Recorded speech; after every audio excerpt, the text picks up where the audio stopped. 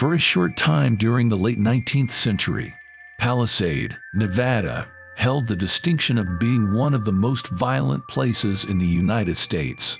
The town, located along the Central Pacific Railroad, had a reputation for bloodshed, everything one would expect from a lawless Wild West town. But in truth, Palisade was a peaceful community, one that crafted its image to meet the needs of visitors and residents alike. Residents and their Confederates put on shows for passers-by, staging elaborate gunfights, robberies, and hangings associated with typical Wild West settlements. What Palisade, Nevada, accomplished resulted in a lucrative, but short-lived, run as a must-see attraction in the American West. But the town actually had a huge impact on the way we view history, as the way the town portrayed itself has impacted the image we have about how the Wild West looked. So let's get started. Lore indicates the first staged confrontation took place when Frank West and Alvin Kittleby exchanged words. The confrontation went like this.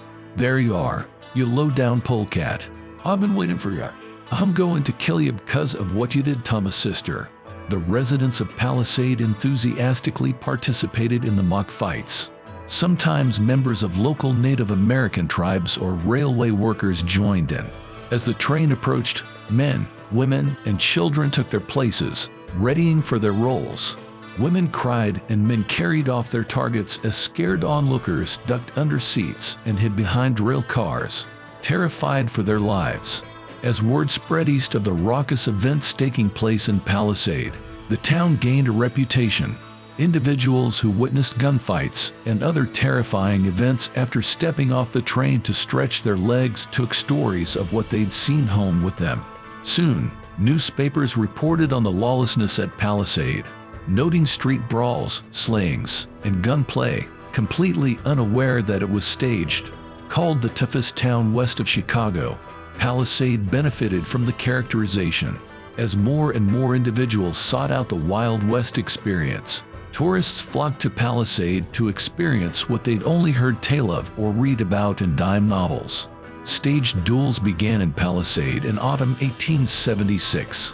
Founded less than a decade earlier as a stop along the Central Pacific Railroad, the town was an active transportation hub. Countless people traveling between San Francisco and Chicago were greeted by some sort of Wild West event upon arrival. The town may have staged over 1,000 performances for gape-mouthed visitors. As passers-through recounted what they saw, the hoax perpetuated and Palisade's reputation grew.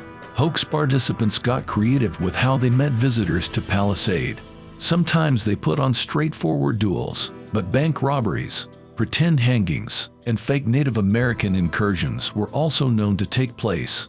At other times, shotguns and revolvers were loaded with powder ball omitted, and as soon as the platform was filled with immigrants seeking exercise and information, a desperate rencontre, provided by some drunken cowboys, would commence. The shock value that Palisade's residents aimed for was achieved in spades. As visitors watched in horror while men fired at each other and lawlessness ensued, they were terrified. Nevada historian De Ashbaugh noted that when shooting commenced in all directions, victims falling everywhere, passengers screamed with terror and ran for safe spots. They took refuge behind under train cars. Ashbaugh also pointed out, however, none of the passengers ever seemed to notice that the victims were quickly carried over to Johnson's Saloon, where they miraculously recovered and could watch the last act. Local tribes and railroad workers were also involved and helped with the reenactments. The Shoshone tribe actively worked with the Palisade community to play out the Wild West drama. They staged massacres attacking men, women, and children near the railroad station when given a signal to do so, mock stabbing and mock scalping their targets. Employees of the railroad were also in on the reenactments.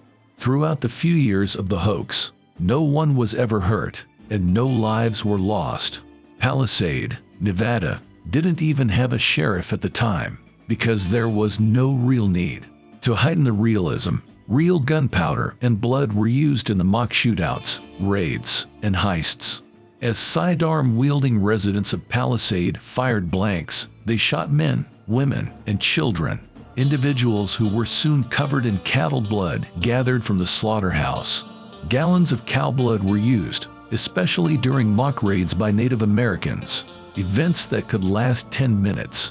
Palisade, Nevada, continued to thrive throughout the early 1880s, with a new railway station built in 1882.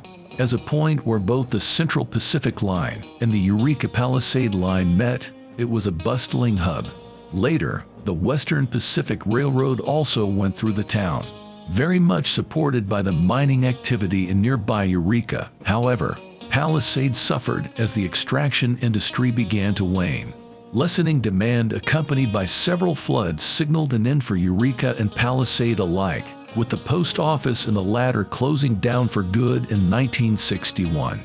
In the wake of abandonment, Palisade remained in the hands of John Sexton, former head of the obsolete Eureka Palisade Railroad. Sexton's descendants sold Palisade, Nevada, at auction in 2005 to an anonymous buyer. The unidentified new owner paid $150,000 for the town. According to the Sexton heir, also named John, "My mother would shoot me if she knew what I'd done, but that's all right. My daughter needs to go to college. Palisade will pay for about 3 years' worth." Many would argue that this town is the reason we view the Wild West as we do. If this town never existed, we would probably have a very different image about this time period. This is the reason why many would credit this town with the shaping of the Wild West and our image of it. Let me know in the comments what you think. How much impact did this town really have on the way we view history? If you enjoyed this video, please consider subscribing to be sure not to miss any other video like this. With that being said, we'll catch you next time.